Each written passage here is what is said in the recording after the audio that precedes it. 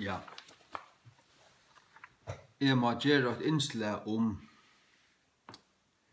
pastorer, hyrer av førskum, eldstar og biskopar, eldstar råd. Ta er ikke prester, ta er ikke formøver, ta er ikke et styre. Ta er eldstar råd, ta er en hyre, eller en omskjønnermøver, eller en biskopor, og det er alt vi en stedbundna møgnighet å gjøre. Det er ikke et embete, det er ikke et rujtsembete, det er en tjeneste i andanen, som man fer til en tjeneste og et kall man fer fra gode, og man vil utgjøre det til tess av gode. Man får nøye til tess, og Guds folk kjenner det og føler det. Ja. Lät oss lese fra Jeremia 2. Nei, jeg synes så sånn skjelkaver i til at folk, hos avvitende det egentlig om andalian myndlaga, og kvann til letur være ivisar i andanen. Tryggvande frelst missionsfolk og så presta blinda at de halda til at bare til prestor så myndløgje fra gode uithøy. At det en prestor. Han prestor. Så han fra gode. Så bodger man seg innvendig. Ja. Vi skulle begynne å starve her, som en pastor av misjonene, KFS, eller 8 eller annet såret, og en tjeneste. Og så det nevnt her, 5 folk. Vi må få en prestor. Annars vi ikke luthersk. Annars vi ikke en grøn av kyrkjen, så må vi ta presten vi. Jeg sier det her. Og at det blindhøyd. Du finner ikke tjenestuna prestor og i Nødja Testamentet.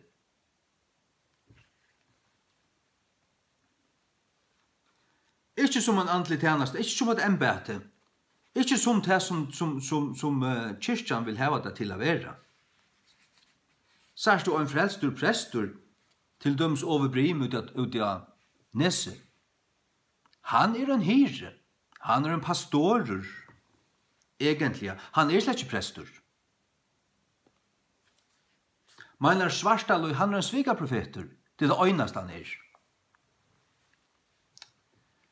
Ja. Efesus 4:11 fra 20. Han som stoi nyer en sami øysten som stoi opp, lengt opp allar himnar, at han måtte fylla allar luter, og han gav sommar apostlar, det 12, og sommar profetar, Agabus, Johannes og Patmos, og Jesus sier om Heilig Andan at han skulle vise noen ting som koma skulle. Til å si at Heilig Anden enn her okra middelen, han kan vise noen ting som koma skulle. David Wilkerson, han fikk noe John 3:4 og en sjøen som han leie fram for Times Square Church, eller kyrkjena i New York, som han var hyri i. Han leie henne fram, det tok 3,5 minutter at leie det fram. Og det fra tøyene som tar hver inntil endan. Og vi sørger bare klarere at det tingene han sa at det gikk opp. Han finner en sanna åpenbering fra hele andan. Og det til at verja og styrkja Guds folk. Men vi lytter ikke ta opp av samme myndløyga støy som Guds skriva i år. Til Guds aller hakste myndløyga. Sommar apostlar og sommar profetar, og sommar evangelister til troboarar, og sommar hyrar og fralærarar. Hatta kallar vi til 5-falda tjänastan. Her 5 tjänastar en hyre. Det er ikke et embete som drottning Margreta skal signa. Hon som signar hinkint, eller samkint perle. Hon er en smuilar i attui, akkar som løkmaur. Smuilstettui. Nei, så er du videre under gode. Allmått var gode. Han kallar og han utger, han setur, han gav sommar apostlar. Han, hvor han? Han som stod nyer, Jesus Kristus. Han gav sommar. Han kallar i det her, kallar seg 12 apostlar, der fyllte honom. Ja. Og han kallar og innsetter, han skipar sina kyrkjo. Det er han som skipar henne. Kom til 4 Korint.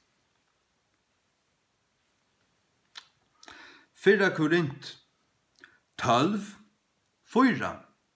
Nu til imesløykar av gavun, men sam i anden. Og til moner av fyresidingun, men sam i Herren. Og til imesløykar av virknavun, men til samme god som virkar alt i øtlun. Fyresidingun, administrations. Jesus Kristus er han som hever fyresidingina. Han er han som skipar kyrkjuna. Han skipar kyrkjuna. Han har kallat David Livingstone og sendt han til Afrika. Ja. Han har kallat og salva William Booth og finnes han stående flest er herren. Ja. Og kvann og en rattan sannan troboara og rattan sannan lærara hever Jesus sjálfur kalla og lært og utvalgt og brukt. Det er ikke nekka som du får til skola å lære. Og nå er du utlært, nå kan du gjøre det. Det kan være en hjelp hvis du er tryggvande, personlig tryggvande, og du først har en gauan rattan skola, og du vil bare bedre utgjørder. Alt er leie, ok. Men klægene gjør han ikke. Titelen gjør han ikke. Nei, det er det ui gode, og er det av gode, som er alt å sia. Det er alt å sia. Læt okkur lesa og synder her. Bæði fyrstu jøgnu synder i Gamla testamentet, her som hyre, og hyre, og King James pastor, stendur. Jeremia 2:8. Prestaner søddu ikkje hver er Herren, og tar som han færa launa, kjendu mig ikkje. Hyraner òsne misbrotu i møte mer, og profetaner profetera vi Baal, og gingu ikkje etter tingun som gagna ikkje. Prestaner, hver er prestar? Her stand det prestar. Ja, god hei prestar. Det er 2000 år siden god hei prestar.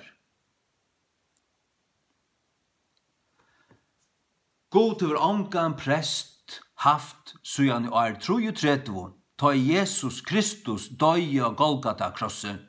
Ta i forhenge skratna i her, ta var alt som øyder presta embete ferdot. Det er ikke prester til, hverst katolskur eller lutherskur. Men er det en livande kyrkja her, det finnes frelst folk, og det stender med oppe, som prætikar Guds år, og som salvar av gode, frelstur, og lærer året ratt, og løyer folk i rattan ved, løy bøyne dem rattan ved, til han vet hva han snakkar om, han øyer det som han snakkar om, så han en hyre, en pastorer.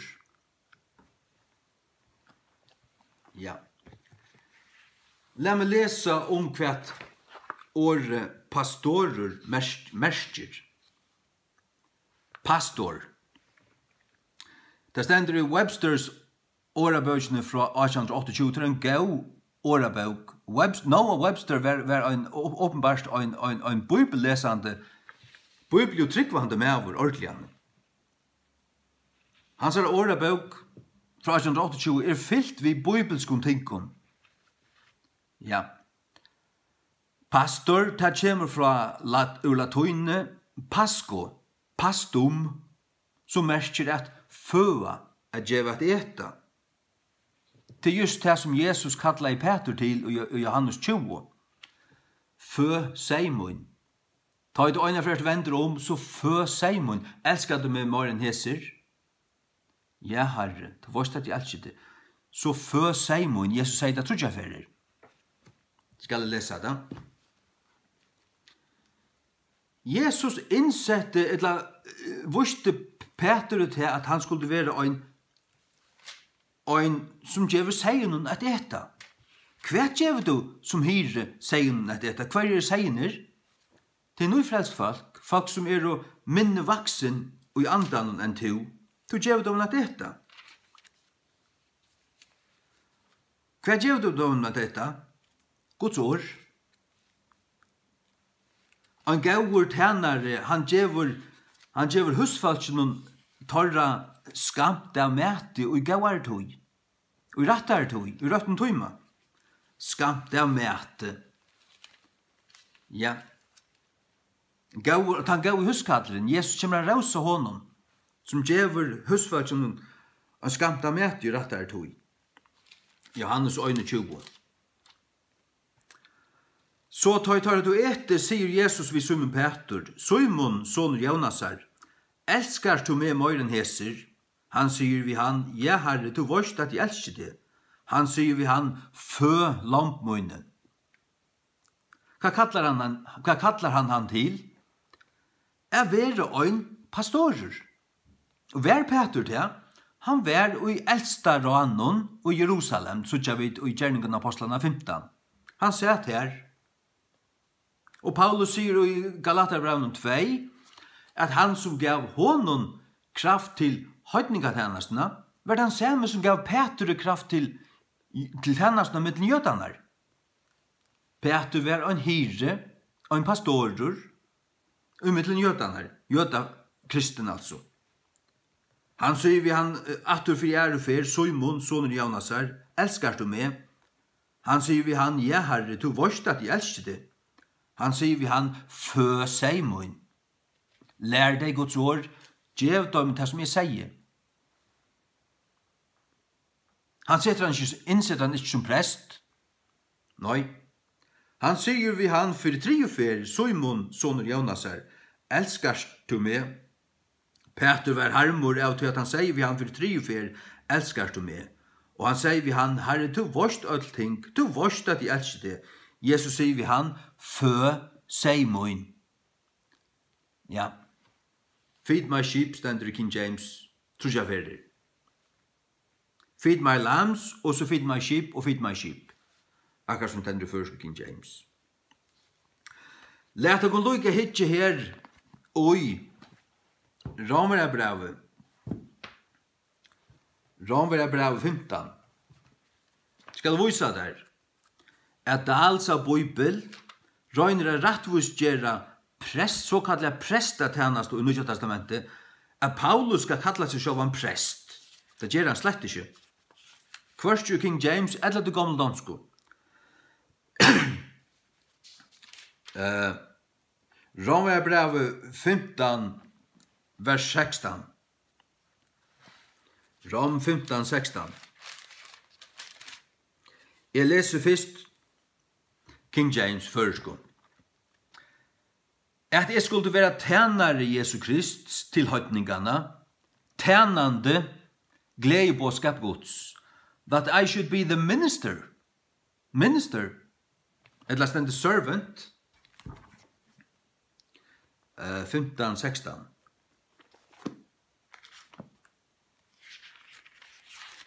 Rom 15, 16 i engelsk King James.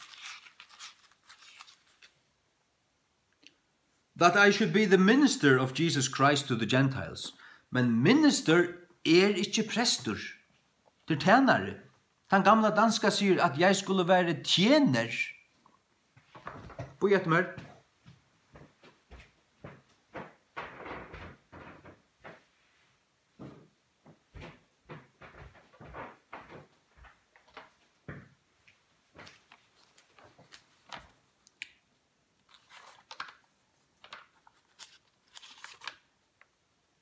Rom 15:16 ut i gamle dansko. At jeg skulle, at være Jesu Kristi tjener i blant hedningerne og betjene Guds evangelium. Det var det som man kallar over til. At være Jesu Kristi tjenere. Tjenere. Tjenande gledebådskap Guds. Hva sier Jakob Dahl her? At jeg skulle være offerprestor. Krist, Jesus og høytningen og røtja presta tjenestå.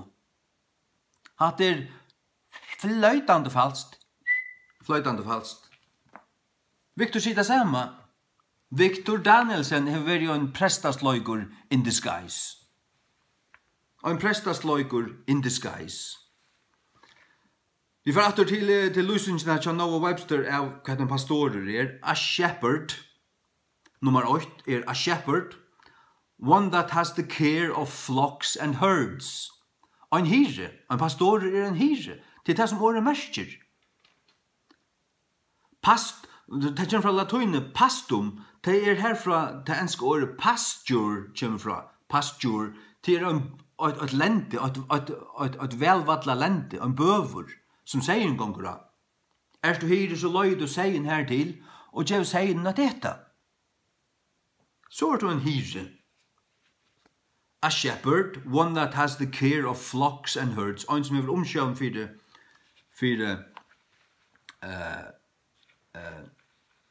fyltjon, sier fyltjon, og størdyra fyltjon. Nummer 2, a minister of the gospel who has the charge of a church. A church. Hva er en kyrkja? En kyrkja er ikke kyrkjan. Ein kyrkja er ein stærbunden menighet. Vi kallar det kyrkja, ecclesia av griskun, funnastle, og vi kallar det kyrkja eller menighet, hva er det? Det er ikke en kyrkja retningur, så vi kunne ta som Jesu Kristi likam, Jesu Kristi kyrkja, hva er det til? Til alt det frelst du gjør. Hva er så ein kyrkja? Er det en kyrkjebygningur? Nei, hvis det er kyrkjan i Laodikea, kyrkjan i Philadelphia, kyrkjan i Smyrna, hva er det?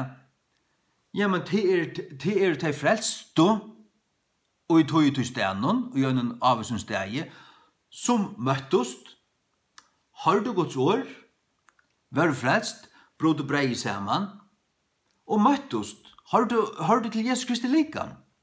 Det er kyrkjan og tog til stenon. Ja. Det er det. Og Jesu likam er ikke sindra. Jesu likam er åkt. Jesu Kristi kyrkja er øyn. Hun er øyn. Ja.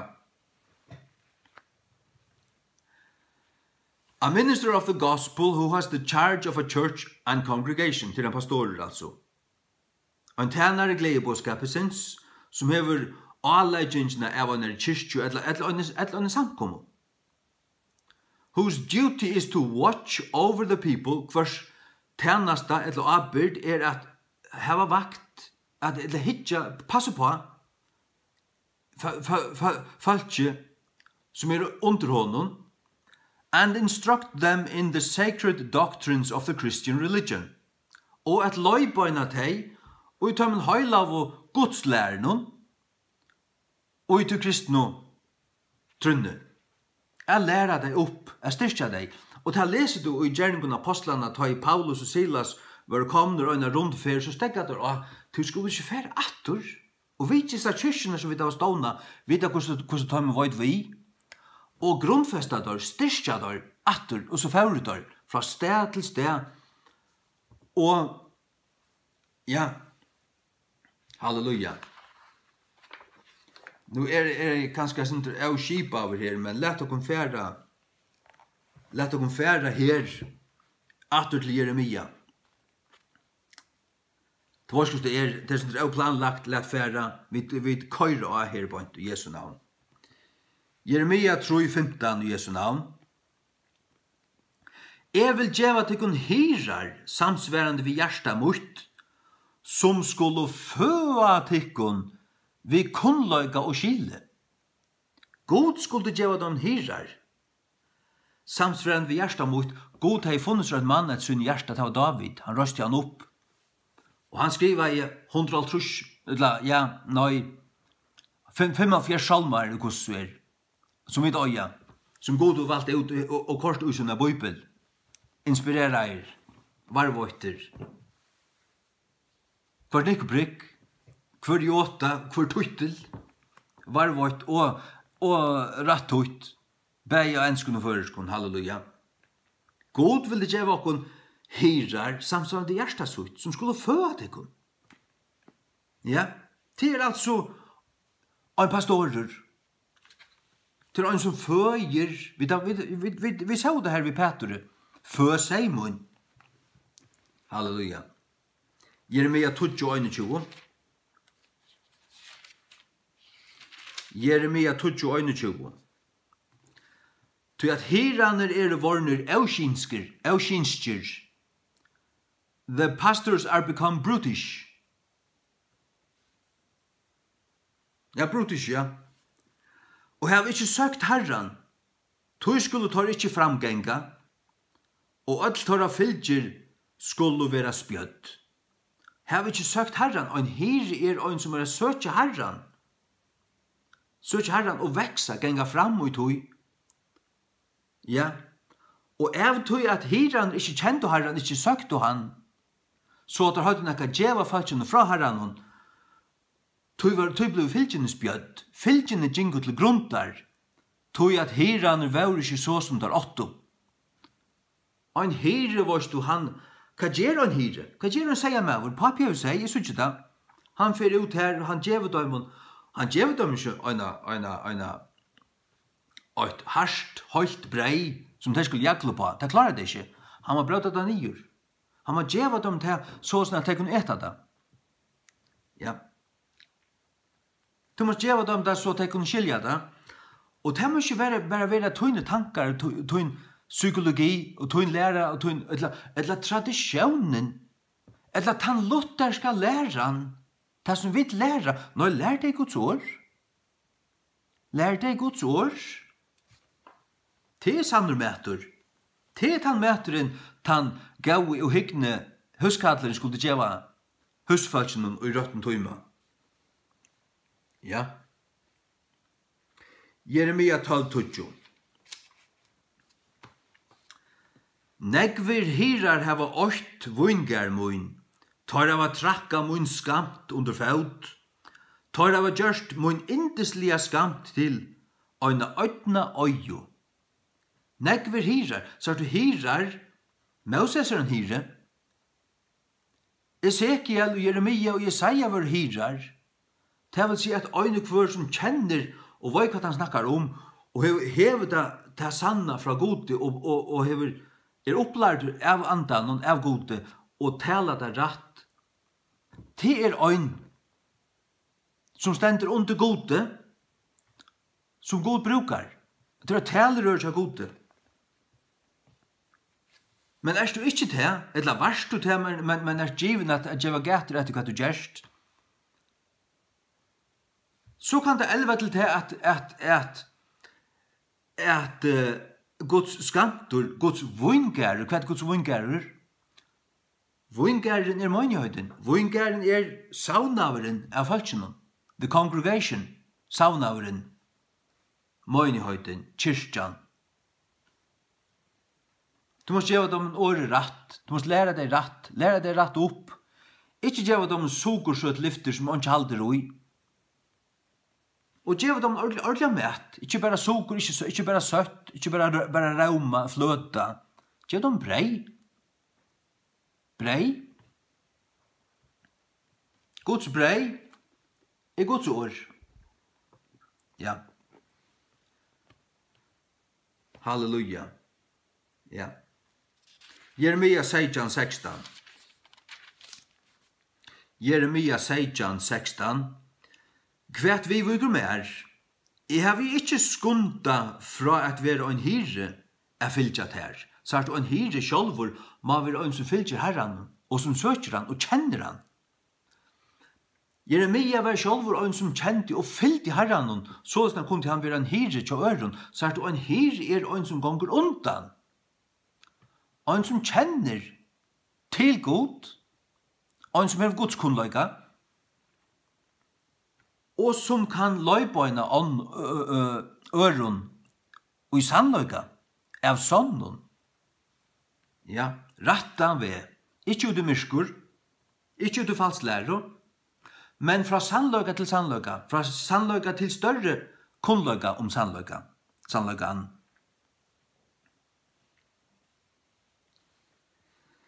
Jeg har ikke skunda fra at være ein hyri av fylgjat her, og heldur av vi har vi troa hinn voifutla det. Tu vorst det. Det som kom ut av varrun moinun var ratt framfyrir ter, sier Jeremia framfyrir gode. Det som kom ut av varrun moinun i for falskjenun, som han har skriva nyer og boa steg og tempelen og pratika, det var ratt. Han har jo et satt år. Han har jo hørt fra gode. Han talar i det som la god i hjärsta. Ikke det som falskje vil de høyra. Oi, sunne synd. Som en klapp og en baut av svare, eller baut bare. Han gav dem ikke vind i seglene og i syndene. Nå han konfronterer det om tar synd, og sier dem hva de skulle gjøre, vujja fra syndene, og vujja atter til herren. Til herren var nøy i samur, han skulle fyrirgjeva dem, og bøt om tar svar, og røysa det opp og grua deg. Det var ut av stauret til høyla bådskapen til Jeremia. Jeremia 22:22. Vindurin skal eta opp allar tunnar hyrar, og tunnar elskarar skulle fære inn i fengaskap. Vissuliga, ta skal du skammast og fjamskast fyrir alla tunnar vonsko. Fjamskast for fjamskast.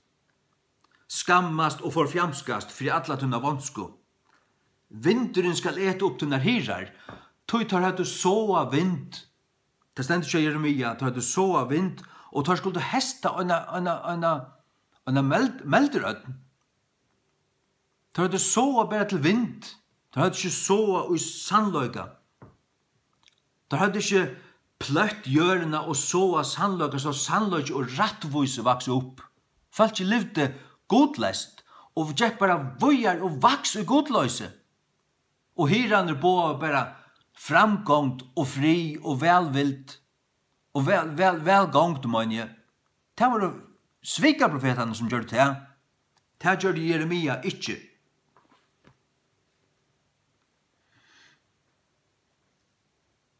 Ja.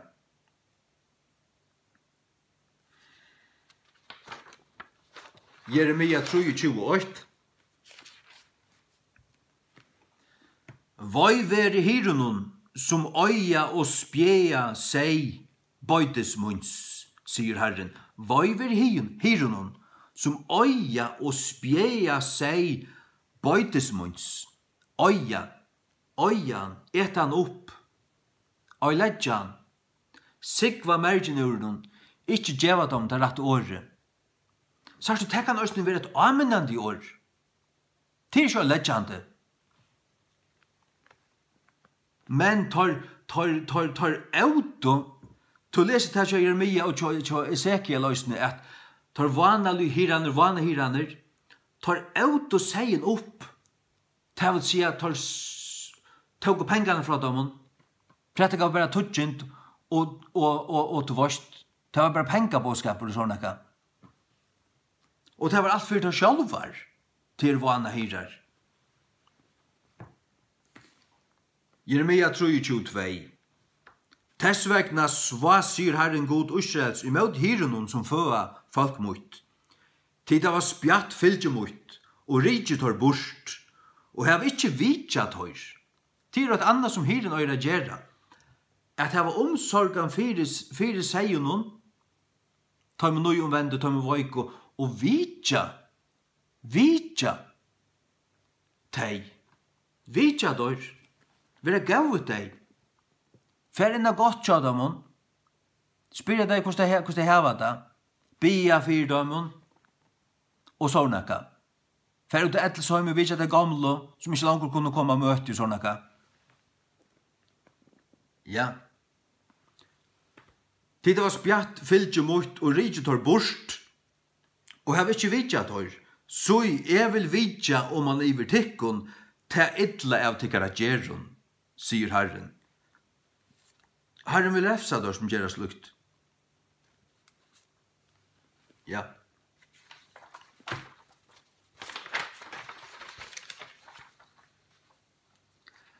Halleluja. Så færa vi til at hitju på hva en biskoper er. 4 Timotheus. 4 Timotheus 3. 8-6. Hette er en sånn framsøgn om en mævur traie biskopsembete. Han tror et godt versk. Ein biskopur ta må vera eulastande. Ekta mævren til øynar i ekta konu. Orvætjen, edrueligur, av gaun abbur, givin til gestablutnis, skikkavur at fralæra.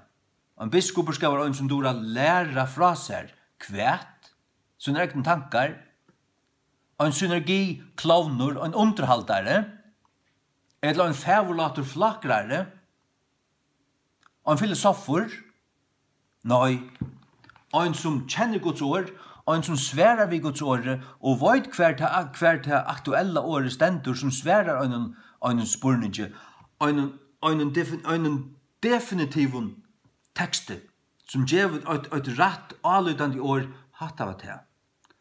Nekka som søkker, nekka som du kan gå imot din hjärsta. Jeg finner ikke svære på det her. Jeg spurte han og han gav meg det rette svære. Jeg veit at det her. Så som er du etablerar og fastur i trunne. Du veist hva Guds svær er til hæsar og hæsar spurningarna. Guds svær. Du veist hva det stendur i Bibelene. Ikke hva tøyn kyrkjeratningur lærer. Ikke hva presteren møynar. Eller hva Luther lærte. Nå hva God lærer. God hever at givet denne bok. Nå er FKJ. Ikke givin til voin, angens lovare, ikke grad gjør et skittne vinninge, men tålen med uger, ikke et landersvatte, ikke adgjendar samur. Ein som stjøtnar vel sunnen egna huset, mæveren stjøtnar, one that ruleth well his own house, det er ikke konan ikke. Det er ikke konan ikke. Hon er ikke stjøtnar, hon er ikke konkur, mæveren er konkur. Hevande sunne bøten og i undergivne vi allar saumasemme, skiloi sømelig høyt, ordelig, ikke så ordelig sier Ero. Til et og mævur vet ikke hvordan stjøtna øyer sin egna huset. Hvordan skal han teka seg av kyrkjegods? Sart og en biskoper er en som teker seg av kyrkjegods. Han kan være en hyre. Han kan være pastorer øysene, men til kvært øye to og i andanon. Hvordan er du utgjørdur? Og i andanon, fra gode. Hvordan hever god lært til opp? Hvært hever god gjørst til? Hvært hever god gjørst til? Er du en lærer i Kristi menighet, så hever god lært til? Er du en hyre, så er det Jesus som har givet kyrkjene til. Han gav sommar apostlar, profeter, evangelister, hyrar og lærarar. Til der 5 tjenestene Jesus har givet. Hver har givet dykne er 25-60 prestene. Ja, spyr ikke med. Spyr ikke med. Nekre av dem er og hyrar. men lengt fra atler. En stor pastor av dem svika profeter, og frelster menn, og en ta koner, som Guds ord nok tar fire. Ikke en ny omvendinge, så han skal være omvendur. Ikke en ny omvendinge, han skal være omvendur. Og ikke nøylig omvendur, han skal være sattnavur, han skal være oppvandur i trunne. At ikke, verande litter opp vid dramblæte til stoltløyga, han falle inn i fordøming djevelsins. Her træt må han hava godt ommeli av tøymon som fri åttan, tøymon som utanfor møgnjøtna, han skal ha godt ommeli av tøymon, at ikke han falle inn i vann og snerro djevelsins. Han skal være plettfruger. Så liknar søver geng han, det kan man ikke tekka seg av, men der søvner skal ikke være nekka halt ut av han. Man hever alltid folk som heta øyn og bektale øyn. Det Paulus øyne, det Jesus øyne. Men de som hever nekka vid, de skulle vite at det er ikke halt i som søvnen her. Ja. Hatt biskopsembete. Hva så en biskoper? Vi da lyser om pastor. Nå lett dere nå lese hva en biskoper Det stender i Easton's Bible Dictionary.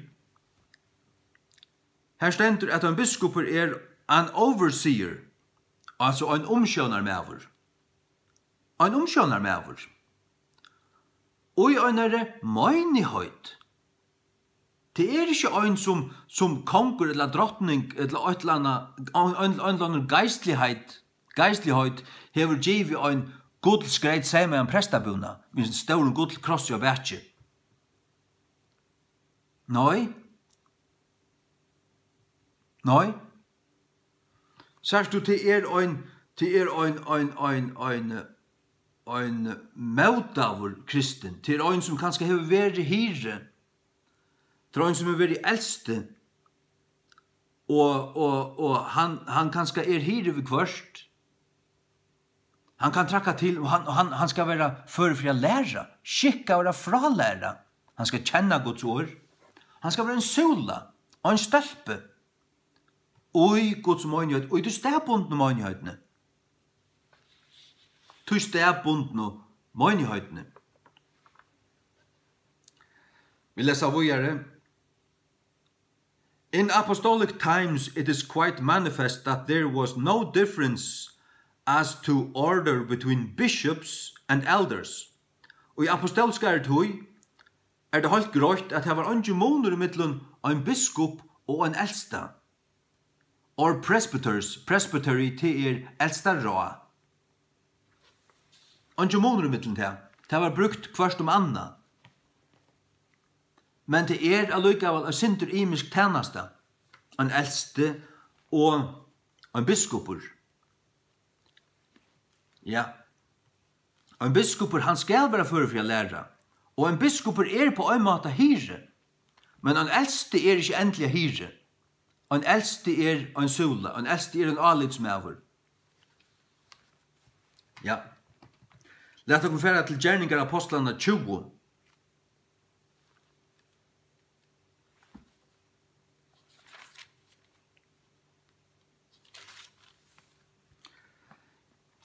Gjerninger apostlene fra kapittel 20 fra vers 16.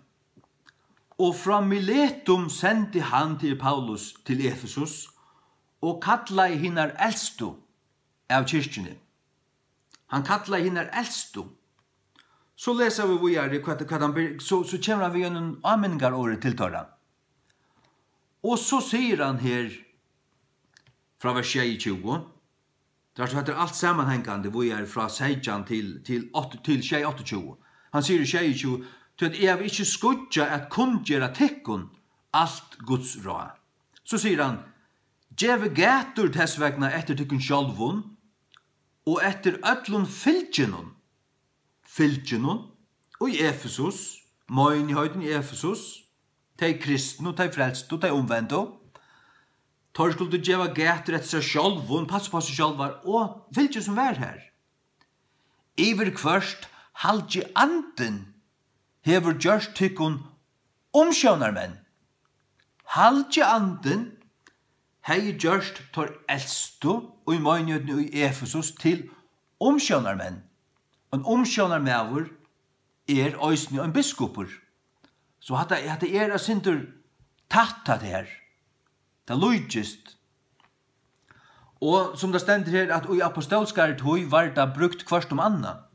Det var ikke monrader som så. Det var visst ikke at eldster omsjónarmenn, og tar iver. Iver kvart halvt anden har gjort ikke omsjónarmenn, så tar omsjónarmenn iver. Men tar vi kraft av dem at tar skulle være tryggver og gjøre det vel. Du tar være dømt av Jesus Kristi, du tar få løn så eller så. Gjørst ikke omsjónarmenn at føa kyrkjegods som han har kjøpt vi som nekna blaue. Jesu blau Guds blau. Tar skulle føa atter her, føa som hyrar. Sørst du, og en eldste og en biskop tar akkurat som hyrar øysene. Ja. Ja. Han gav sommar, han som stod nyer, den samme som stod opp, han gav sommar apostlar, apostlar lamsins. Profetar, evangelister, hyrar og lærarar. Og en apostel til akkurat som tommelen. Han kan nærsta alla hina fingranar. Og en apostel en profetor, han evangelistor, han hyre, og han lærare. Og en apostel akkurat som en som kan fære ut til Afrika, han så mykje vel utgjørd, han kan være hyre ved kvørst, han kan tala profetisk år ved kvørst, han kan være evangelistor, han kan være troboare, og få mennesker frelst, her som ånden som frelst og æren. Ta det så frelst, og her møgnjød vi 25 falkon, så kan han lære det opp, han også en lærare, til en apostel.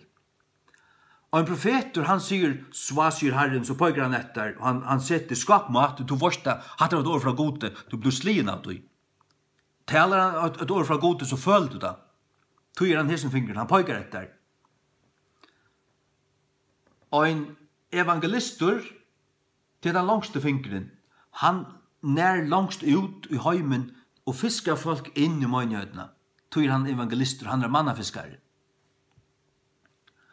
Og en hyre, han en eimjurge mævur, han en mævur som trofastur, han kan hava en ring i håndene. Tøyer han ringfingeren, han trofastur, han svuger ikke, han må ikke ta i forfylking kjemur, så hyren han som elskar fylke, pastoren, han som vidja deg og gauvet deg og lytter deg opp. Han kan hava en ring i håndene. Og så det læreren, han lyttelfinker. Til tog at han røkker inn og i øyra tjadar. Og han røkker holdt inn her som det her som du hever klumpar av øyra voks. Og han tekker der ut, og så knappelig han så hører du så vel. Og du hører sannløygan, og han rønser at hun i øyrer og gjev der sannløygan av høyra. Hyren og profeteren ofta møtpålar. Tog at profeteren, han ser synd, og han ser ting som ganger fyrir seg, og han amener. Han gjør et amenande år, og seieren blir sånn kjelkavr av noen, rattasetter akkurat som en pape som kjeltar. Men så kommer hyren atter her vid du milda, bløye årene og lappar om svarene. Ikke så løsne, han gjør ikke ameningen til profeten til åndsjes, men han okkar de som kjelkavr, og sart, og svar, og hørm, omsunna sint, hørm.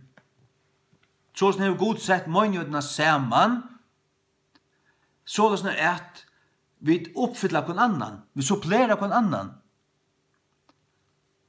Men ongen og frelstur personer hever neka at djeva Guds møgnjød iver over. Og frelstur prestar mot det ikke djeva det kon under. Og som jeg har sagt der, at en frelstur mever som vil kalla av prestur, han ikke prestur. Ikke prestur til. Ikke ein tann øynaste prestor. Vi öll prestar. Öll kristne prestar. Det er ikke embete som øydra være prestor. Ikke. Det er ikke være siden år 33.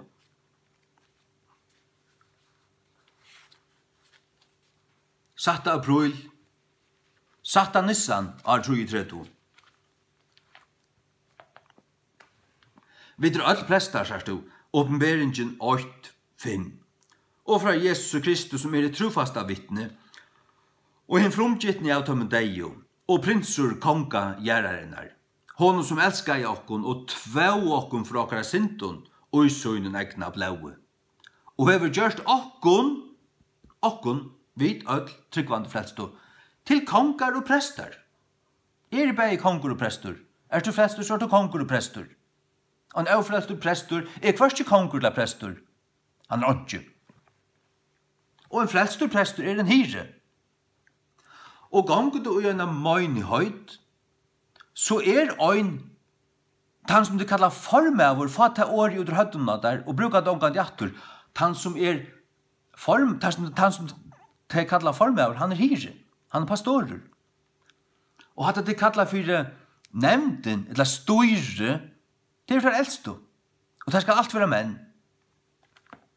Hyren skal være medver. Han som lærer i møynighetene, det kan være fløyre. Og det jo menn som, i møynighet må helst ha 4-5 mann som for å lære. Det tar som alltid til bibeltøyman. Du spyrst der, og tar hava svær. Ja. Og hvis du ikke hava svær, så sier du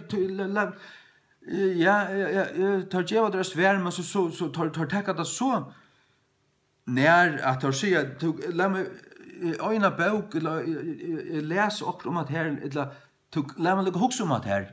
Jeg skal djeva deres svær nast for vi suttjast. Nast for vi suttjast av bibeltøyma.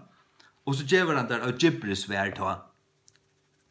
Så det en eldste, det også en biskopur. Biskopur. Ja. Biskopur. Hver vi nu? 4 Peter 5:8. 4 Peter 5:8. Stått det hvordan Jesus har sett sammen sånne møynighet, ja? 4 Peter 5:8-4. Hinnar eldstu som tykkara mittlun, for meni Paulus, Peter, som òsni jo en eldste. Peter var òsni jo en eldste. En eldste. Det bor ut i åren en eldste til en som ikke endelig blevet grahard og gammal i kjøten, men en som vært i Kristus langre enn til flesto. Det en boning, det en vøkstur. Hvis du ahover, hvis du eter til den og drekker til den av Guds åre, og lever, troar løyve, livande, og en livande limur av Jesus Krist likame, så kommer du her til at du den eldste. Og det du i andanen. Og hver vort, eller oi han mån du hever myndeløyga iver øren, det nekka som god djevet der, og det òsne begrunnet av det, eller det hanker òsne av tog ånder djeva seg under det, eller komma til tog etter ravun. Visse frelst, frelst fall komma til tog, og du bonavur og voisur, og du kan djeva tog. Annakvar fra en talarstål, eller en møte her som de sitter rundt om et bord og skifter år om Guds år, eller personliga, så kan du hava tjenestene, til funksjonene og i andan at du akkurat som en eldste. Du bør ikke være mer enn 40 år. Du kan stå som være 70. Men var du frelst som 12, 13, 14, 15 år gammal, og du lever i trunn i 40 år, og her 30 år, og her et menneske som frelst i 3 år, og det vet ikke, men det vil vite, og det kommer til tøyen, så du akkurat som en hyre, tja tøy, menneskene. Så du så at disse tingene kunne bare være ut i småa, men dette ikke bare for å vinne sånn en titel. Nå jeg te og te og te. Nei, nøvnene som det fer, det hanger sammen vi hva det Ikke bare for å være noe, men gjørst du det og i andan og god bruker det, så virker du på den måten. Og ganger du i en møgnighet her som andre suttet her, at han vel egnet til at her. Nå mangler vi den eldste. Vi har bare 5, lett dem få seg. Lett det være handan og handan her. De suttet det ut her. De suttet det ut ikke. Og så sitter du her. Og så vil jeg se at den eldste kan også virke som en biskoper. Og en biskoper en eldste. Og en biskoper vi løser det her, tja. Lad dere tro hvor i teater. Hva var det vidt? Timotheus. 4 Timotheus 3, ja. Etter en sånn framsøkn om en medvur tråd biskops embete, han tror et godt versk. Og en biskoper tar må være avlastande, og en biskoper en eldste og en stedbundare møgnhøyd. Ja. Ja. Atter til 4 Peter finn. Hinn eldste som tykker av middelen for menn som òsne en eldste, og et vittne til løyingar Krists, og òsne en lovtakare og tar dord som skal være oppenbæra. Så sier han vi tar eldste, føye til Guds fylke som tykker av middelen. Føye det. Akkurat som vi løser her i Gjerningen av Apostlene 20, 16-28, at tar skulle føa, djeva, kjenne Guds ord, studere Guds ord, og lære ånder opp, gjøre ånder grunnfest, sterk, så det kjenner lærerne, kjenner Guds ord, hva Guds ord sier om tingene. Så kan man ikke bare tåse og lese søver og se sine tankar. Man må kjenne året og gjøre året. Vise året. Skriva stendur. Og i enda leser vanar skriva stendur. Skriften en Guds myndeløgje. Det var Gamla testamentet, så kom Nya testamentet, og det kommer ikke av 3 testamentet. Sjalt om vi lever og i sørste tog, og Bibelen sier til at menneskene og sørste tog skulle ikke langer tåle høylnæma Guds læro, men de skulle haupa til sin sjals fra lærere, hevande skriande i øyre. De skulle skria det, det skrier her, fortell meg akkurat det her. Gjør man bare det her, gjør man den pengabåskapen under for trett. At det som gang fyrir seg det, det det. Føye til Guds fylke som tykker av mittlun, tekande omsjånene iver tog. Omsjån, at det var omsjån til en som hever avbyrd iver. En som føler det som sunne avbyrd. At passe på røtja. Sørst du, omsjån til avbyrd. Hev to omsjånene iver til tekniska. Hev to omsjånene og især fyrtøkken iver kundarøkt. Hev to omsjånene iver teltunnen. Så det tutt økje. Og til gaver du hever ut her, men i andaligen arbeid det andlige gaver. Andlige søyer. Det som du finner fra gode i andanen. Du føler deg sjálfur, og andre sykja det ut der. Andre kjenner det. Ja, han så. Han så dundrande så. Han kan slett ikke brukes til det. Iver høver ikke. Det er aldri ferdig til han for hatta. Han vera hyre her, han bare kjeltar. Ja, men så han ganske mer profetligur. Sørst du? Sånn det sammansett. Men som folk kunne være sånn at de tøygt, de romer nek, de kunne arbeide på en måte og så på en annen måte. Det kunne de. Som vi sier at en apostel, han kunne fære ansumadler, helt ester til India og stående møgnhøyder. Ja. Som tekandi omsjåna iver tog, det vil si fylgje gods, ikke av tvingsle, men viljane. Ikke av tvingsle, ikke for at, jeg tøymer ikke det her. Ikke av tvingsle, men viljane. Ikke for skittna vinning. Ikke for å få tudgen til heilige gaver. Jeg kan gjøre meg rykane av snir. I røver ikke. Men av fusun hoa, og heldur som verandi herrar, iver Guds arvalute. Ikke som en tyrannor, eller at det var maktsjukur mever som blandar seg på i kvart nikk og prikk og tar privatliv, og de får ikke anda fyrir der. Ikke så løys. Ikke som herrar, men verande fire dømer fyrir fylgjennom. Du skal være fire dømer. Du skal genge undan. Annars skulle vilja fylgja der. Det som det leser i Bibelen, ja. Jeg kjenner handan her atter. Hette akkurat han og han, og hon og hon. Han et livande firedømme om hva jeg vil være. Så vil jeg fylgja honom. Tog det at tertjenast når god hever sett, eller Jesus setur i sunne kyrkjo, at det rettelig høy krøv til det. Leser du her for at Timotheus tror krøven i her,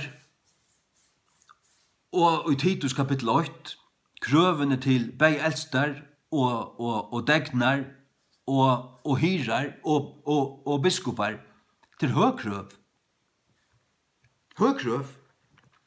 Og tar må liv opp til det av Guds nøye. Så stender vi her, og ta i høvus hyren skal bystast, skulle tid møtteka dordarkrono som øyfallnar bostur. Høvus hyren til Jesus. Ta han skal bystast. Det vil si at hvis det her en høvushyre, så det underhyrar som tjener høvushyran og på den måte at det passer på hansara folk. Det hansara fylgje. Vi løser det her og Jeremia 12:20. Mennesker hyrar hava 8 mun vingar. Tar hava trakka under fot mun arvalot. Ja. Og det må man ikke gjøre, sagt du. Det må man ikke gjøre.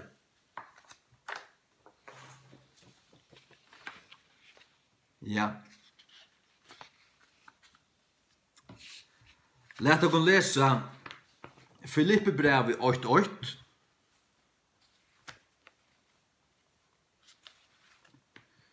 Filippibrevet 8:8. Paulus og Timotheus, tjenarar. Hva en tjenare?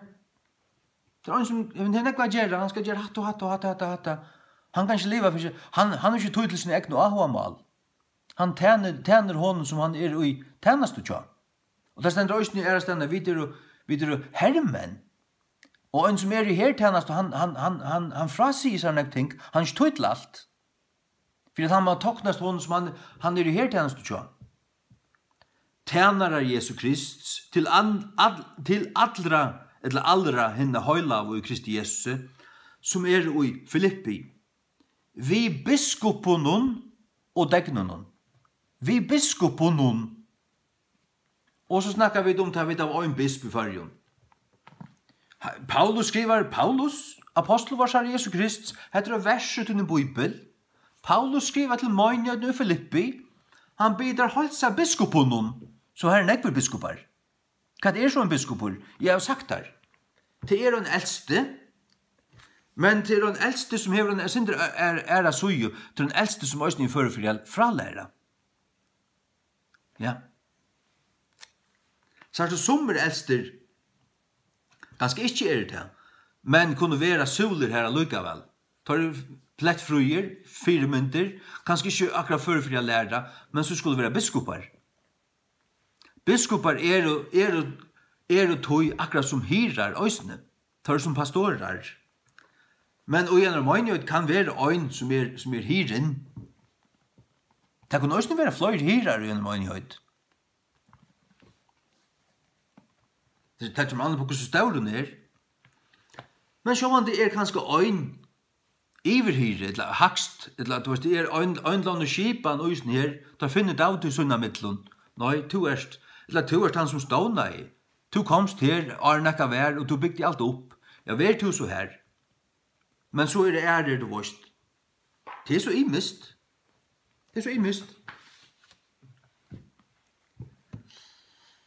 Fyrda Peter 2:25. Jesus er også biskoper. Fyrda Peter 2:25. Til at tid vore som sier, færande av stråk, going astray, færande av stråk, hvis man færer stråk, så færer man flakkande av stråk. Men og nu venter atter at hyra og biskope salatikkara. Så Jesus er bæg hyre, han er iverhyre, vi løste det her i Bondiane. Og han er også en biskoper. Han er også han som lærer dere. Ja, men han vil lære dere. Han giver, altså, alt det kommer fra honom. Tar som jeg skriver og giver alt det der. Ta finget det fra Jesus. Takk og lov. Ja.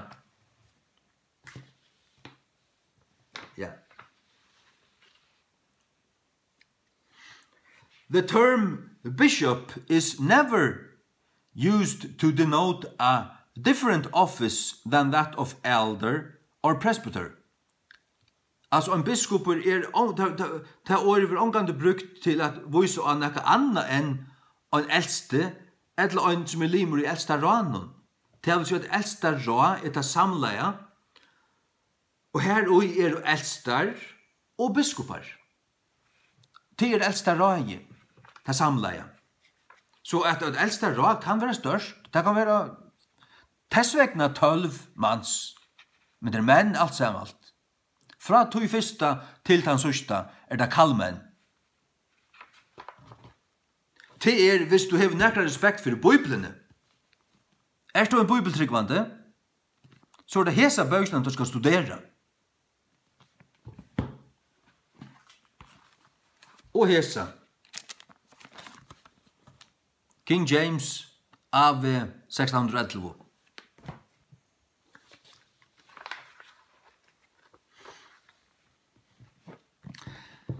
Fyrra Timotheus 4:14. Fyrra Timotheus 4:14. Vanrøk ikkje gavuna som ut her, eller som ut her stendur her. Så var given her vi profetie. En gava var given honom vi profetie. Onko fekk et profetiskt år og tala i, utpøyga i han. Det er akkurat som ta i John Knox byrja jeg tala. Det var en som han er gynnt 18 år og fyllt. George Wishart, som ble brendra på alle, og i 1540 her løy. John Knox har fyllt 18 år, og han ble frelstur, årsak hans raboan. Og så sitter John Knox her, og i kyrkjene, medan George Wishart pratikar. George Wishart, han var kommet ur mainlanden i Europa, han er hørst til protestantiske evangeliske lærerne, var blitt lærtur her i Genève, halvdige, avvarskar av Luther og Calvin Øysene. Og så sier han noe som profetiskt år, og pøykar nir av John Knox at renner ikke undan kallen, og god vil kalla det til å være øyn som skal prætika året. Og John Knox for å gråta. Og han krekveis i øyna viku, men så kom han fram nasta for det møttust og sier til at han tog møt kallen. Og han gjørdest en reformatører og en prætikumæver. Så du kjenner det. Var det ikke ute, hei han bare gjørst det her av seg sjølven, og var det ikke en sannløy ute? Hei John Knox ikke kjent seg kattleien langt som vær av gode, så var det bare som å slette vatten og gass, så var han ikke ute. Men det profetiskt så det oi gode og fra gode og av gode. Så det som om god taleida. Som om god taleida. Så det profetiskt. Og det ekkoer vi det som god langt har sagt vitte, det er som en stedfesting. Det en anminning. Ja, vanrøk ikke gavna som ut her som var given til vi profetie, det var ikke et profetiskt år gav honom øyne tjenest. Han ble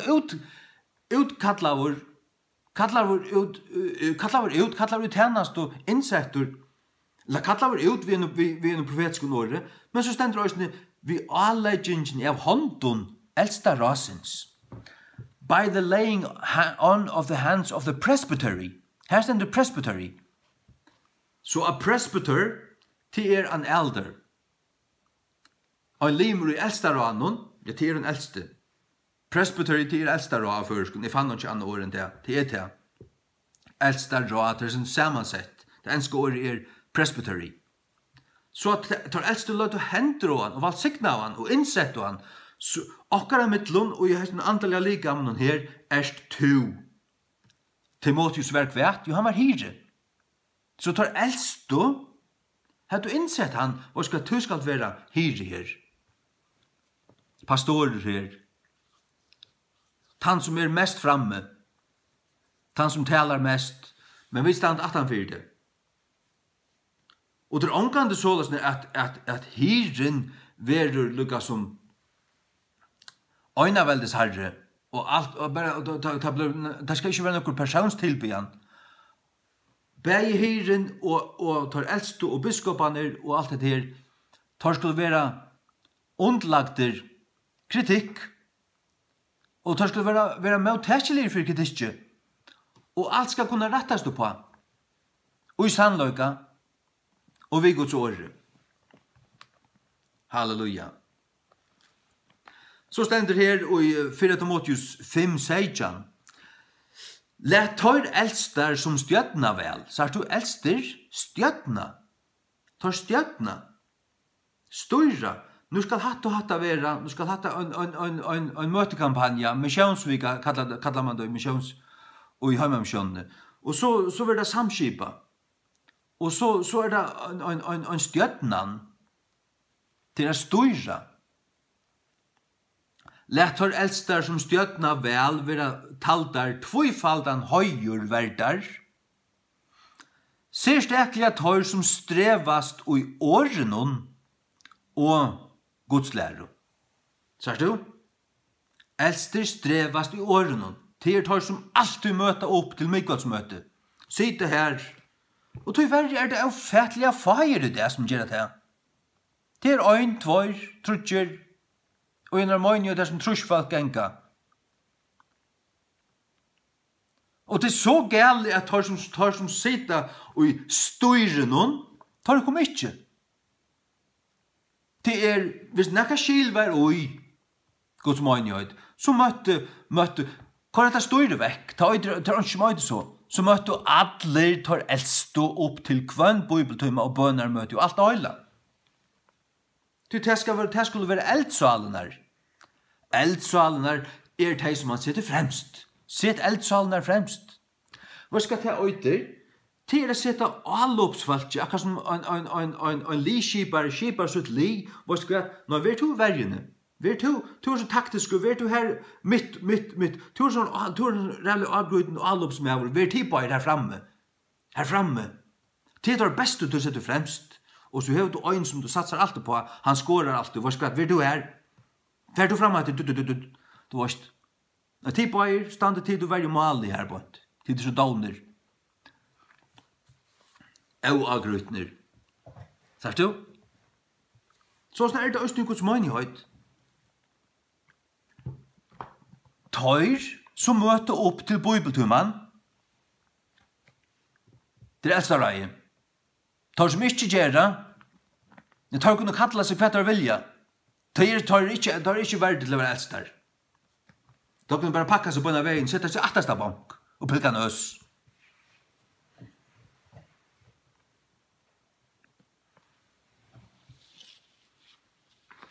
Ja.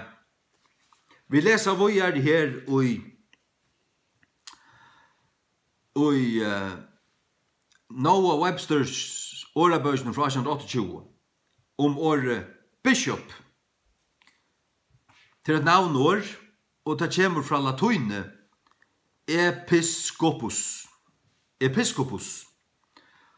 Og det var også griska røter for latuin, og det merker iver, og det merker også en inspektører, en som du vet at det en inspektor, det en etterlidsmæver, en som fyller vel vi, ikke en spioner, altså, ikke blanda det på det som ikke kommer der vi til sjås når jeg men det altså rauten i årene, or visitor, en som vitjar, to view or inspect, at skoa eller kanna, herfra øysene av vitja, also to view. This Greek and Latin word accompanied the introduction of Christianity into the West and north of Europe. Nummer 8. A bishop is an overseer, omkjønarmæver. En biskoper en omkjønarmæver. Tøy Jakob Dahl, her som først King James sier biskoper, her sier han omkjønarmæver. Ja, men jeg har King James, her stender bishop. Og bishop et bibelår. Omkjønarmæver omkjønarmæver, han kan være omkjønarmæver ombord en skipet, a kanna motoren, men en biskopor, ja, det et bibel, andlet, kristligt år, 2000 år gammalt. Det bibelår avis år, de har det med biblene. Omkjønarmæver har ikke med biblene.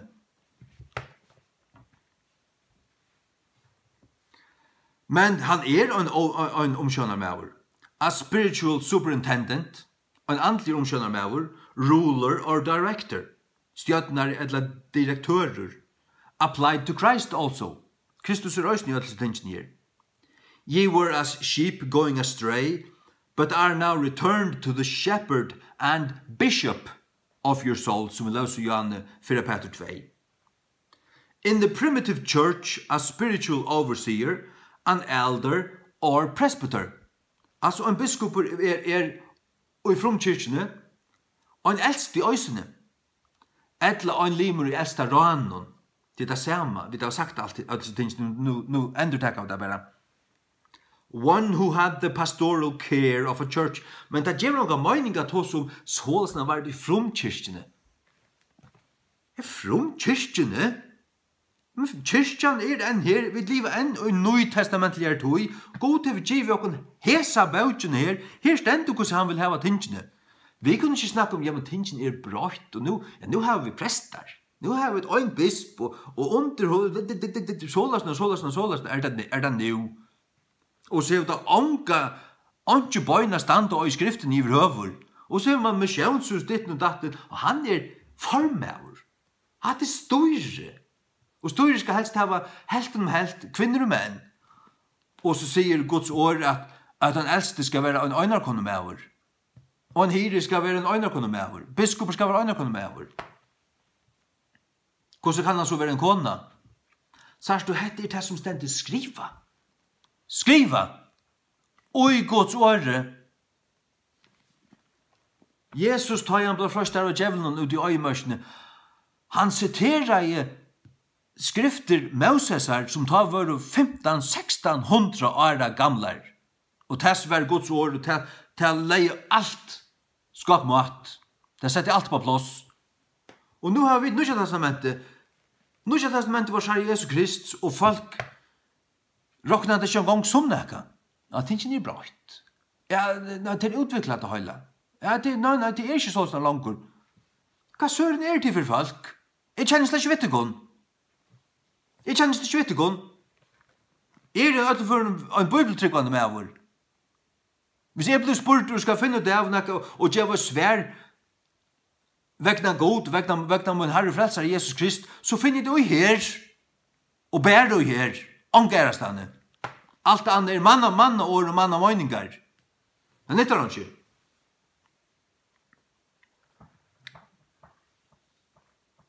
One who had the pastoral care of a church. Ein som hei hiralega omsjøn av en kyrkju. Hira, akkurat som en hir hever omsjøn vi sier noen. Papi hev seg. Og vi skulle fletta nå i hest. Og han fikk seg ikke til å fletta av seg sier, nei, boja til, og så svav han som gav flettar, boja til han kommer. Så kom han hjem, og han slapp å flette seg av seg sier der, som papi ikke orsker å fletta, så han får gavet der. Så han gikk ikke kvann det hver from dagen, og givet dem, og kattla, og så det så tamt, det var ikke, det kommer holdt ærmast og pjaton, og det var så fitt, og så tamt. Så man en her er gav i seien, og seien kjenner rødt hans her. En gav i hiren, sier Jesus. Og kjenner av munnen, og munnen kjenner rødt munnen, sier Jesus i hans tudjo. Pastoral care of a church. The same persons are in this chapter called elders or presbyters. Det som folkene som kallet eldstar og eldstar av slimer, det det samme. And overseers, og omkjønarmenn, og biskopar, til også det samme.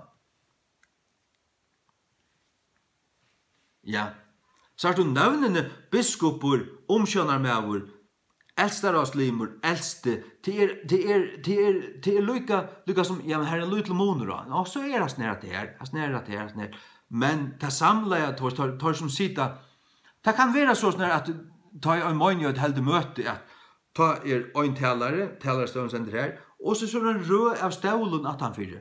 Så sitter han kanskje 6 eller 12, 20 manns av her, og tar vise til vid bakka opp henne her som pratikar. Og hva det tid? Hvor skulle du endelig si det her oppe? Det eldste røye. Ok. Det for jeg lofte honom, det for jeg stol honom.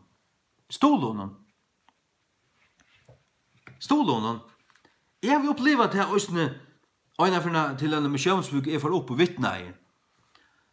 Og jeg var sånn til piprande, og jeg får opp til talerstålen og vittne i, og byrja i, og så sett han som er tala til misjonsbuken, han sett en stål her, og han sier bare jeg hørte, ja, nemlig, det er godt. Og det var bare liksom for at stod, hvis du sa til andelig stol, oppbakninger, ja, hadde rett, hadde av andan, køyra, hadde av andan. Amen, bror, yes, amen, hadde rett, køyra, ja, preach it, brother. Da har man nemlig han i sånne amerikanske baptistmannjøden, sånne som jeg pleier ofte en ellorstetter, og pinsamannjøden. Det blir så få sånne rettar pinsamannjøden retter. Det alt vittløyt og forpeste av sin prosperity. Falsklæren, kjøttan. Ikke jeg. Jeg øyne pins. Og baptist. Og lutheranere. Alt i øynepakka.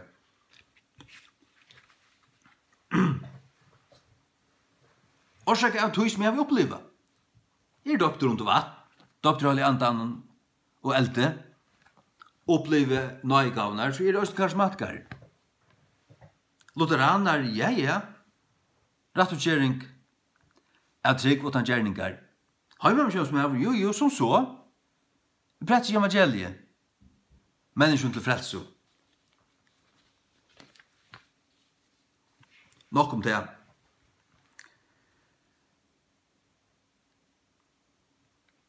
Ja.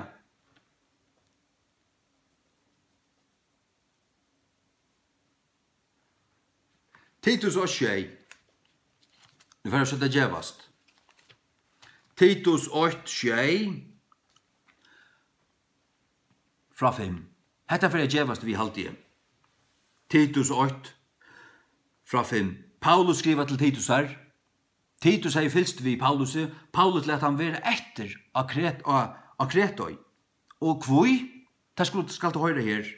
For hesa grund let jeg til etter av Kretøy, til Kreta. At du skuldest sete og rattle, tar loter som vant oi, tar du veri her, jeg var ikke ordentlig kommer rattle, jeg var ikke ordentlig skil, og jeg var ikke ordentlig etablera, ikke ordentlig rautfest, ikke ordentlig grundfest enn vad ska Titus ver to her if er vujar. Det har tarva om meg opp om fjøllen her, altså bygden her, jeg må for her pratka, ver to her.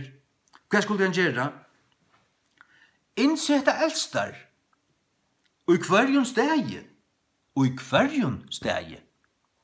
Ikke skip et større, og i kvarjon stegi.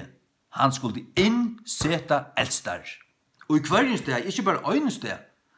Hvis du Kreta en øyne, her kanskje tutsjebygder, det var ikke annars fyrir så får han til næste bygd, vær her i måned, og hukte ekløyt i bæ, og søkte god, og hukte på, snakka i falskje. Du skal være eldste. Du skal være hyre. Du skal være biskoper. Eldste rai til tid, hyrer og biskoper. Du setter det som arbeidermann, du er pastorer, hyre her. Hyre. Ikke prestor, men hyre. Paulus var ikke prestor, han var tjenare. Dahl og Victor sier bare prestor. Gamla danska og King James sier tjenare. Paulus var en tjenare.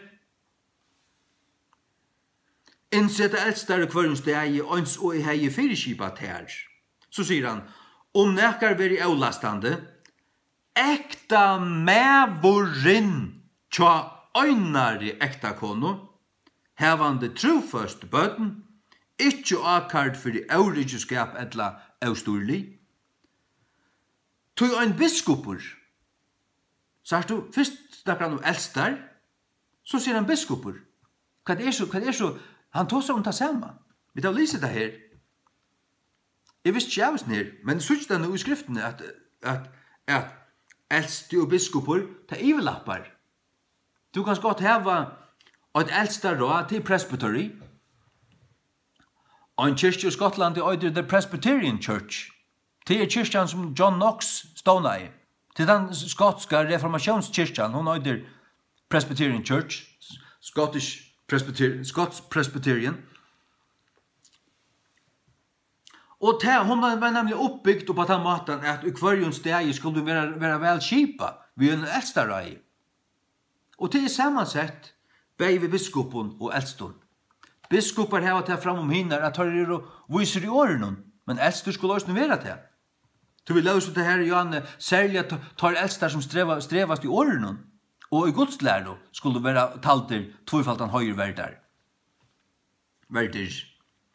Så en biskoper må være avlastande som omkjønner med oss. Her stender det, as the overseer of God, som omkjønner med vår gods, ikke sjálvraien, ikke kjøttfyrsten, ikke given til voin, ångens loare, ikke given til skittna vinning, men en elskar av gestabluttene, og en elskar av gavun månen. Jeg kjenner onkrar elskar av gavun månen. Jeg kjenner også vannvirar av gavun månen. Jeg kjenner så kattlegar elstar og pinsamøynihøyden som vannvirar av gavun månen. Så langt ut i det.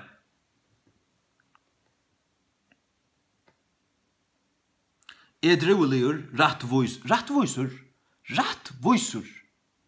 høylavur, frahaldande, ikkje en ølslurskur vi øren åren. Haldande fast, hitt trofasta åre, det skal han halda fast vi. Ikkje en vingleskaltur.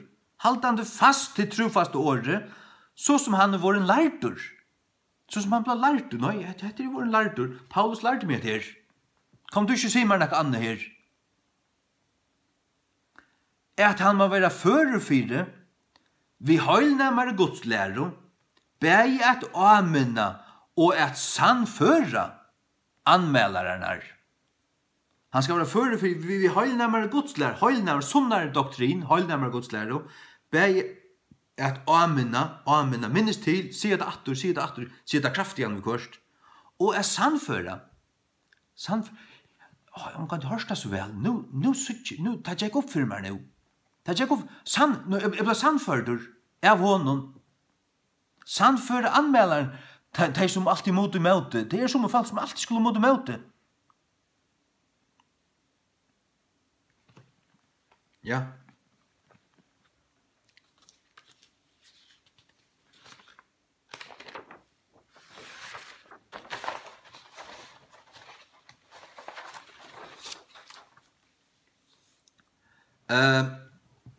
Hebreerbrevet 13:6 også.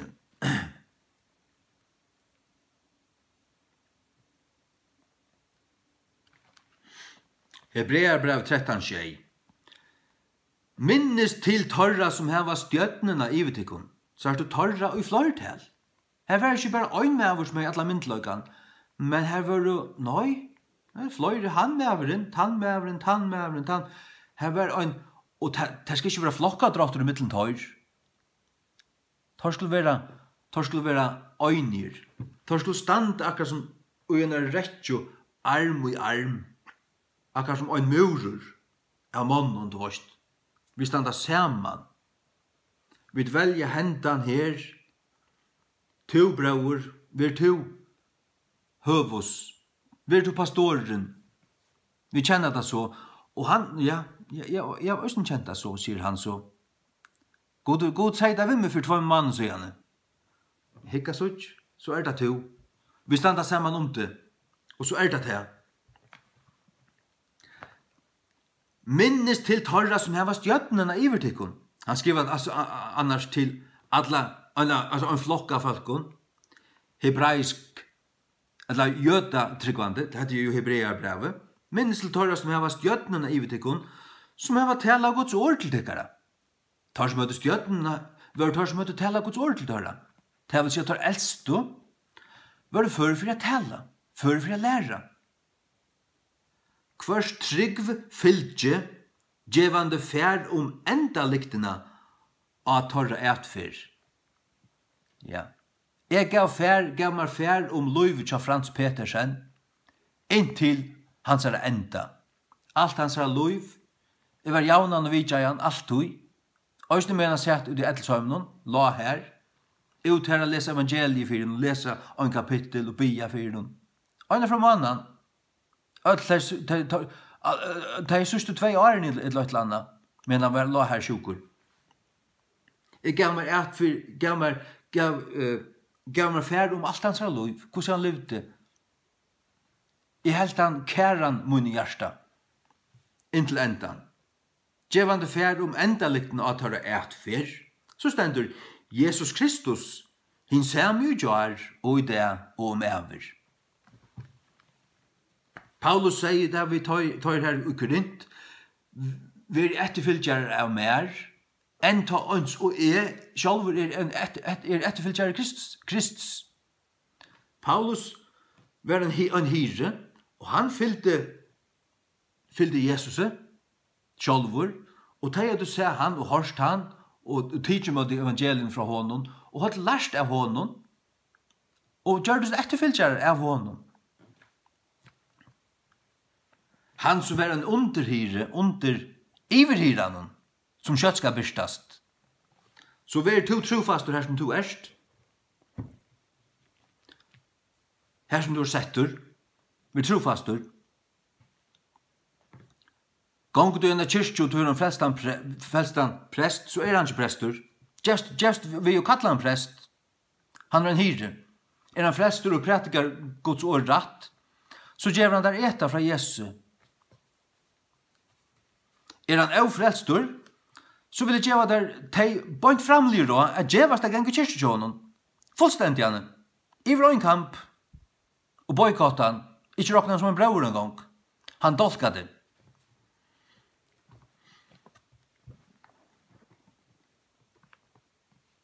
Borstu og i omkring steg her som andre frelstor prestor og tider kanskje, og en bygd her som 4-5 frelstor folk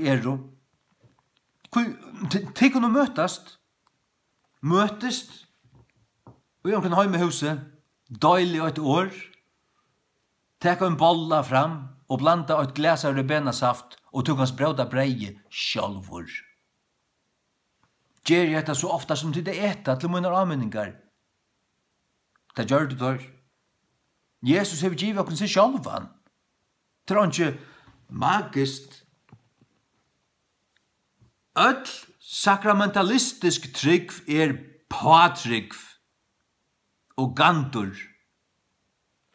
Året sakramentet finst ikke i Nye Testamentet.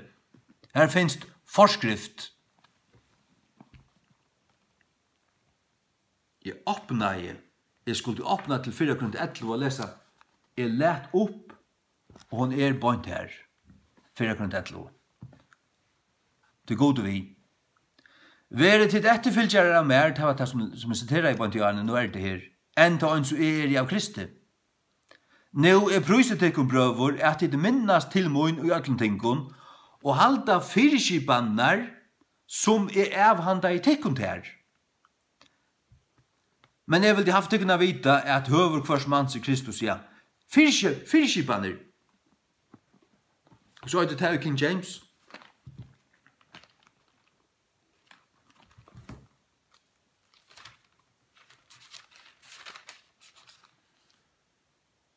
Ordinances.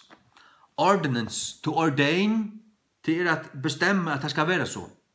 I ordain this. Ordain. To give an order about things. To ordain. To det en fyrskipan. Jeg skipa fyrisen her. Jeg har innsett at dette skal være så.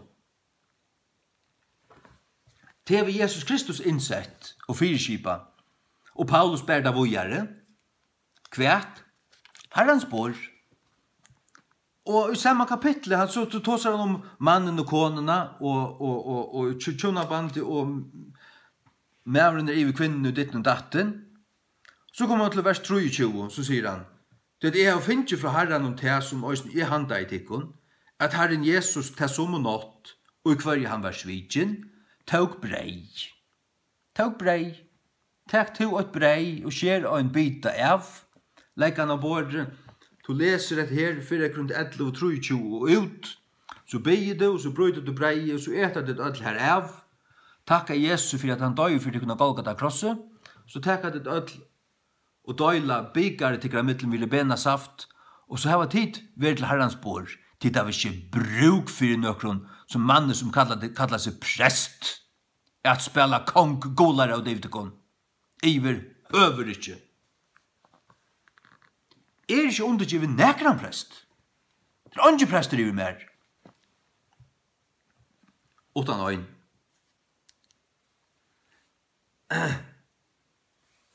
Men jeg har onkra menn som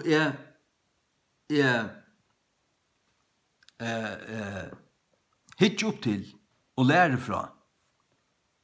Flere av dem deier.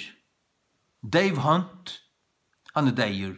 Peter Rockman, han deier. Og Indre Mission i Norra hei en veldian mann. Jeg vil lese hans bøker, jeg har langt onkra bandserier. En som Øyvind Andersen. En veldier med, en luthersk med, og en vetjingar med, og en bibellærare.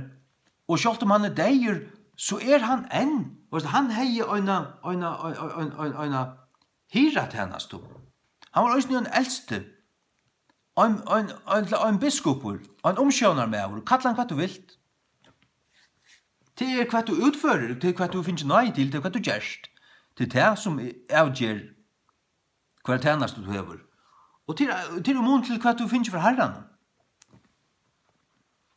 Ikke hva du vil kalla det, eller hva andre kalla det.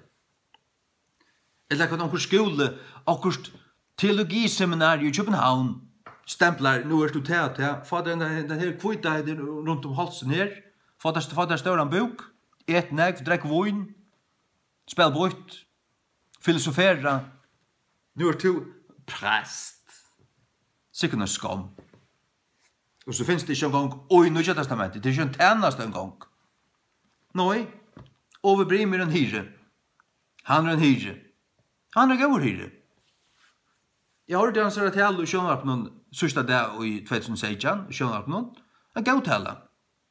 Utan ått. Han ber og enda bønne, ber Jesus varvøyda sine sakramenter. Jesus hever ikke sakramenter varvøyda. Her han ikke sakramenter. Jesus hever fyrirskipa. At vi frelstus ofta som vi møtast, at vi brøda breie, og drekka vindruesaft. Her vil minnast Jesu versk for jokken. Og Jesu fyrskipa, Jeg vil skulle fære ut og prætika evangeliet for alle skapningen, han som tror, det er nummer 8, han som tror, og være døpter, skal være frelster. Hvor kan så døypa? Det kunne ødel frelst. Han som døpte med av strånden i Hetlandet i juli måned i 1995, han var ikke pastor en gang. Han var en røysande troboere, en entusiaster, et brennande vittne, som ferdeist vi, Jack Götner sammen vi i Lærvik og vittne for folk som nekka ta. Jeg sier, du skal døypa meg. Det forstod han vel. Det kunne han gjøre lukka så vel som noen andre. Han skulle bare være frelstur til dess. Jeg ble ikke døpt til hans herre. Paulus sier at tar som han døpt, eller ikke døpt, de skulle ikke kunne si at de var døpt til Paulus her. Det vil si at de som Paulus døpte, de ble ikke døpt til, de ble ikke bedre døpt for de ble døpt av Paulus. Det var lukka mykje. De ble døpt til Jesus Krist, etla slett ikke. Og det skulle være frelst, annars det bare vatten. Men det en kraft ut i. Døperen, han har gjort med deg for etla svansen her, etla sin kyrkjelige blinda harskalinen. Kyrkjelige. Falka kyrkjelige. Nå tar jeg sier ordet kyrkja, så vet du hva det er. Ja, det er Jesu Kristi kyrkja. Og menighet og kyrkja, sagt du han sjåver Tyndale, og i Sunne Nødja Testamentet, han skriver i congregation, han heter i ordet kyrkja, men det kom så inn at vi King James. Men det alt leie, det hva en tøytning til djevet du inn ut her. House church, det ikke, hun ikke egentlig tårn og en kross her da. A church. Is this a church? Oh, yes, we have a church here. The church gathering. Til lukka mykje. Til ikke bygningen han gjør. Til flest folk. Ja, det ikke flest folk, så kunne det kalla seg kyrkja alt hva det vilja, det ikke kyrkja. Det ikke. Men det må det bliva. Vi har bliva frelst. Ja, takk og lov. Og så har jeg nok også anvendt det om å bli døpt. Som jeg sier, for mot vi kommande, det gjør det nekka eventyrliga, ikke eventyrliga, nekka øyliga måttmykje, det brøyte mitt liv. Og ta i så for oss at kjennast vitt, og sier det av folk, oss folk som ikke damer det. Jeg sier ja, jo, døpter. Du er teg høyre med, som jeg snakker vi, jeg tås jo ofte vel om reformasjonene og lutherska lærer og hatt det godt, men da var det halde med å være for jeg kunne nesten være en prester. Men nei, døpter, sier så. Hæ? Ja. Døpter. Men hvordan så vi til fyrre døpen? Nei, han er opphevet. Han er ikke. Nei, kanskje et eller annet. Men nummer 8 er at du er frelstur. Det er nummer 8. Men døperen gjør nekka. Han gjør til deg for heimen, og heimen deg for det her. Du blir griven. Du blir griven. Ja. Men det viktigaste er til at du er en daglig etterfylgjare av Herren Jesus Kristi. Av gagne til, verilige og av sånnen. Amen. Herren sikten til.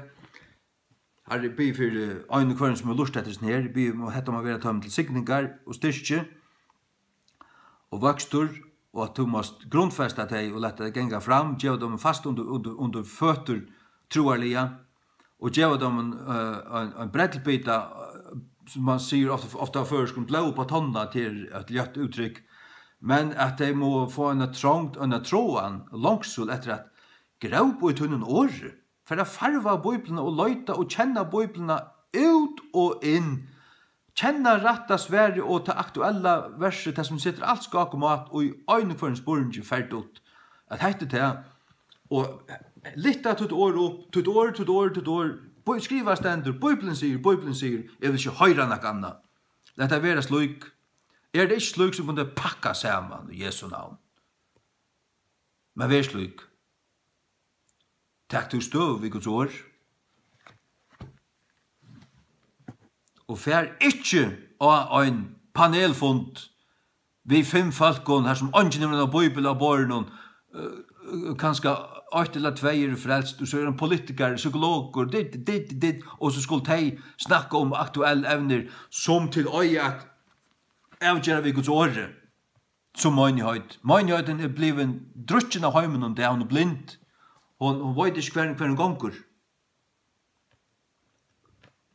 Vi tror ikke til en reformasjon, vi tror ikke til å ruskes til og vakna. Du kan ikke omkastande. Jeg nok det genga vi avvarskar av sovande blindun, vittløyande harskalie, som angar respekt for Guds åre, og som ikke vil akta Guds åre.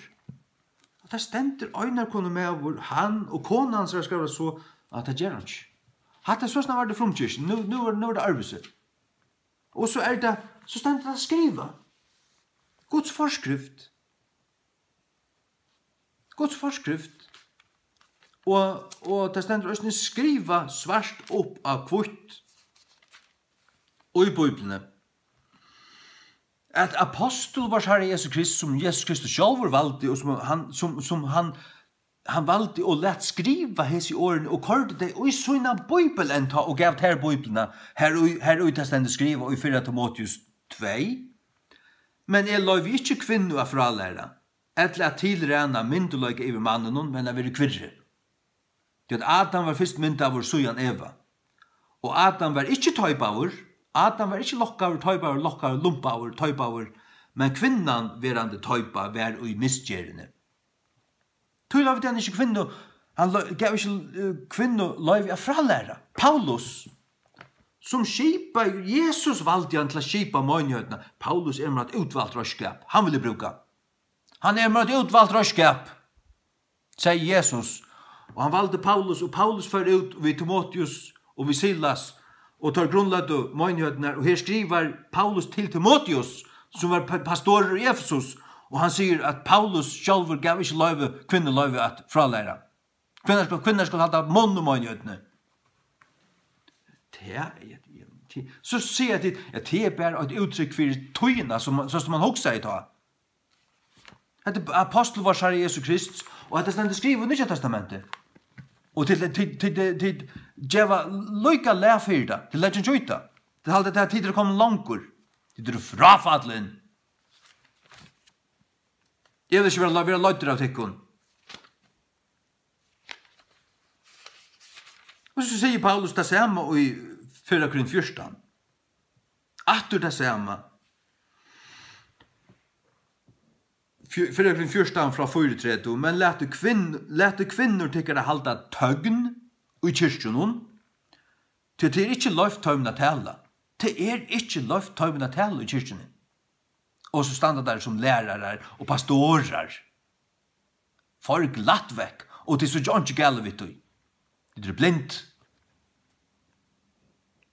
Men tøymen bøy at være under luttene, som øysene lauen sier. Lauen sier det øysene, men her det Paulus som sier just dette, vi møgnøyden i Korint, og skriver det øysene brev og sender dem det. Og at det kommer i tunna bøybel, og god og givet her 7 år, og du legger han ikke ut det. Ja, men videre 2008. At det 2000 år gammalt. Ja, men videre kommer for å bo i restsaka frugjeringene, kommer i det med vår. Restsaka frugjeringene, var hun fra gode, hun var så bønt fra Satan. Familjen fann til helvete, sier han til.